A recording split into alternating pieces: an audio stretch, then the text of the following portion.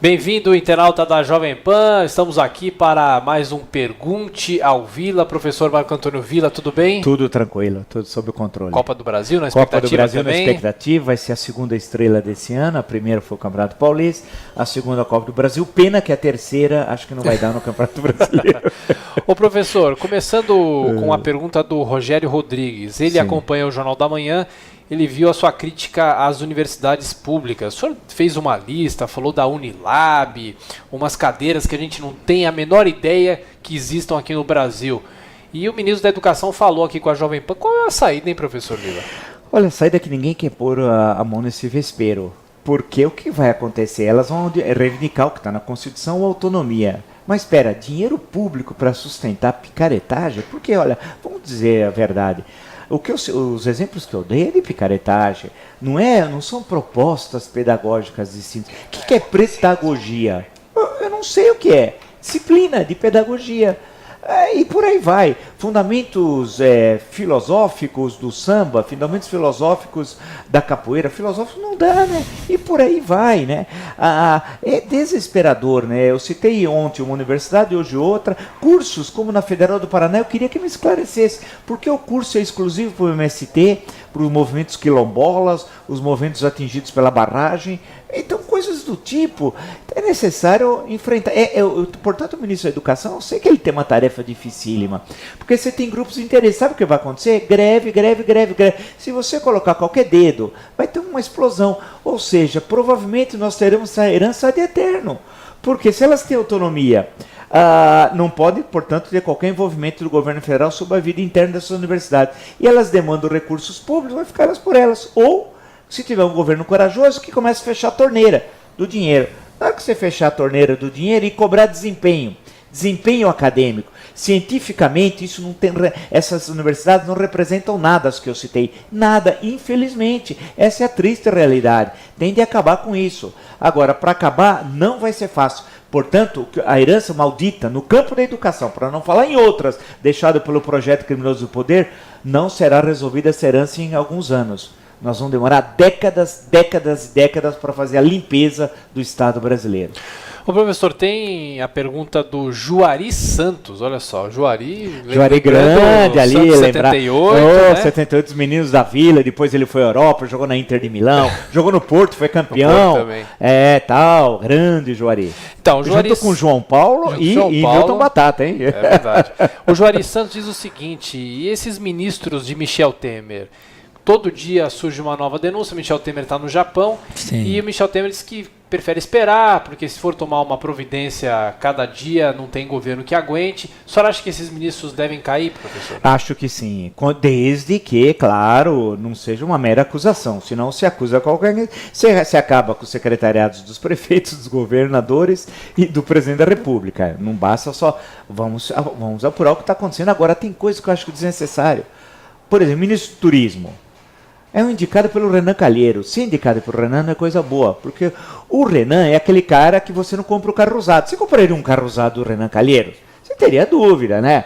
Então, o Renan indicou um cidadão lá do estado dele chamado Marques M-A-R-X, não é o seu Marques da padaria ali da esquina tal, né? Que nasceu em Trás-os-Montes, não. É o Marques, chama Marques Beltrão. Eu presumo que o pai dele era marxista. Acho que o irmão é o Engels. Pode ser também que o outro irmão é o Kautsky e assim por diante. E a menina chama-se Rosa Luxemburgo. Então, o Marques, o Beltrão, tem problema, não pode. Para que nomear alguém que já está com aqueles problemas? Então, e como você tem... E é bom lembrar que o Ministério do Turismo não devia ter. Tem Ministério do Turismo na Itália? Não. E a Itália tem um turismo pequenininho, né? Então a grande questão é o seguinte, isso daqui tem de mudar, mas há um temor. O ministério do governo Temer é ruim, ele sabe o que é ruim. Tenho certeza que ele sabe que é ruim. Mas foi um ministério indispensável para o processo de julgamento do impeachment da Dilma no Senado. Até aí tudo bem, nós concordamos. O problema é o dia seguinte. Governar o Brasil até 31 de janeiro de 2018 com esse ministério é um problema. Tem de mudar. Por exemplo, Leonardo Picciani, o homem das vacas. Das vacas superfaturadas. Aqui até vaca é superfaturada e tal. Não dá. O Pitiani, inclusive, votou contra o impeachment quando era deputado federal na Câmara, líder do PMDB. E você tem no Ministério do Esporte. Pô, põe o Pitiani para fora, põe esse Beltrão para fora, põe os outros acusados. Esses daí eles não somam, eles diminuem. E achar que para você aprovar as PECs, proposta de emenda constitucional, no Congresso, você precisa lotear, não faça isso, mude. As duas querem um novo Brasil, presidente. Professor Vila, o Marcos e o Júlio César, nossos ouvintes internautas, fazem a velha pergunta: quando o Lula será preso? E eu já aproveito e emendo perguntando o que o senhor achou do artigo que a Folha de São Paulo publicou do ex-presidente Lula ontem. Artigo que ele não escreveu. O Lula não escreve Twitter, que Twitter é longo. Então alguém escreveu para ele. Ele não fala Lé concreto. Nós estamos falando do Luiz Inácio, aquele que nunca leu um livro, né? Então, e foi considerado durante um período um gênio aqui no Brasil, um estadista, e muito empresário se ajoelhou para ele, jornalistas, historiadores. Bem, uma vez eu vi uma foto de reitores das universidades federais, todos quase como um time de futebol. Tiraram foto com o Lula como se fosse... Tinha vários, inclusive, que estavam agachados. Olha a vergonha. Tem gente que não tem vergonha na cara, porque o Lula é criminoso, esse não tem vergonha mesmo. Agora, o artigo é ridículo. Foi escrito realmente por um apaniguado qualquer. O Lula não consegue ler também. Alguém leu para ele, porque ele não lê. Ele só ouviu, né? E saiu lá. O Lula, o grande problema dele, claro, é fugir da prisão. Ele já é réu em 3 processos, provavelmente vai ser em 6, 7, 8 por ali. Ele sabe que no caso, hoje a primeira instância é rápida, no caso da Justiça Federal, a segunda instância, no caso de Curitiba, é Porto Alegre, tem quase que referendado todas as decisões, no caso da Lava Jato, até o momento ele é réu em um processo tal. O problema dele é fugir da prisão, tanto que já estão falando em exílio, outra vez que ele ia buscar o exílio, vem todos, inclusive fizeram nessa semana uma vigília, chamaram uma vigília que ele seria preso. Todo mundo foi para frente da casa dele, no duplex, na Avenida Prestes Maia, em São Bernardo do Campo, esperando o Lula ser preso. E algo que não ocorreu, não ocorreu coisa. A vigília seria de milhares de pessoas, tinha uma dúzia. Portanto, é isso. O Lula acabou. Lula é tigre de papel, Lula é página virada. Como eu digo, Lula para presidente, Bernardes, presídio de segurança máxima. Professor, ainda falando sobre a nomeação de ministros, né? O Matheus Sidericodes, ele pergunta o seguinte: claro que um ministério de notáveis era o esperado, seria o desejável, sim, mas diante de um quadro político tão ruim, todos envolvidos na Lava Jato, é possível montar um ministério de notáveis? Como o João Dória pretende fazer com os secretários aqui em São Paulo? Difícil, né?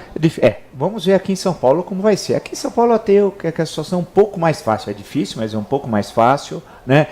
Ele disse que não vai fazer nenhuma relação pouco republicana com a Câmara Municipal, que é muito importante, né? Vamos ver tudo o que vai ocorrer aqui em São Paulo. É importante. Ele foi um fenômeno eleitoral, ganhou no primeiro turno, algo que nunca ocorreu na história de São Paulo, com 53% dos votos válidos, e há muita esperança. Ele pode ser um ponto de inflexão na política brasileira, de colocar a questão da gestão como um dos pontos fundamentais, né? Colocar o dedo em questões como a privatização, ter coragem de entrar nesses temas considerados, entre aspas, malditos. Portanto, ele tem sob seus ombros uma enorme responsabilidade. Se ele conseguir cumprir, não vou dizer todos, mas grande parte das promessas que ele fez na campanha eleitoral, isso pode mudar a história da política brasileira, desses tempos atuais.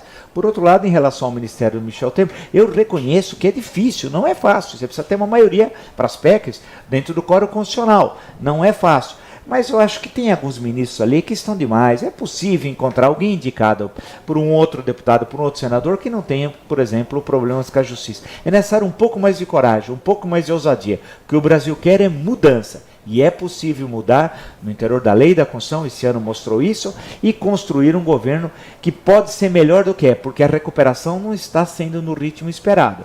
Os resultados no campo econômico ainda são muito ruins. O desejo é que o ano que vem o crescimento seja de 1, em torno de 1 positivo. Esse ano vai ser menos 3,2. Lembrando que o mundo está crescendo em média, nesse ano e no próximo, cerca de 3,4 positivo.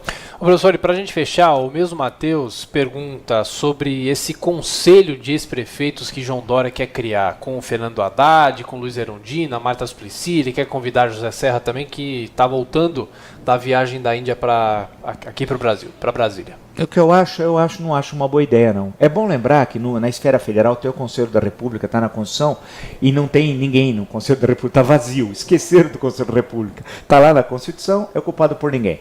No caso da Prefeitura, eu presumo que o prefeito eleito queira um conselho informal, esse parece que é o objetivo dele. Eu acho desnecessário. Tem a Câmara Municipal, e se ele quiser algum contato com esses prefeitos, os procure, troca umas ideias, bate um papo, os receba.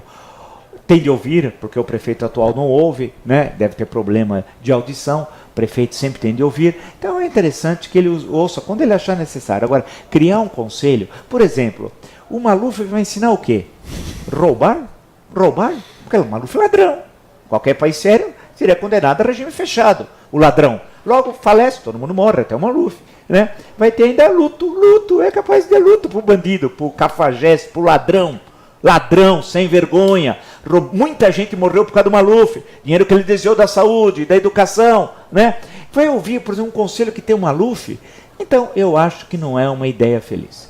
Professor Vila, todos os dias também às 7h30 da manhã, no Jornal da Manhã, das 7h30 às 10. Professor, até a próxima. Até a próxima. Você, internauta, muito obrigado pela sua audiência e até a próxima também.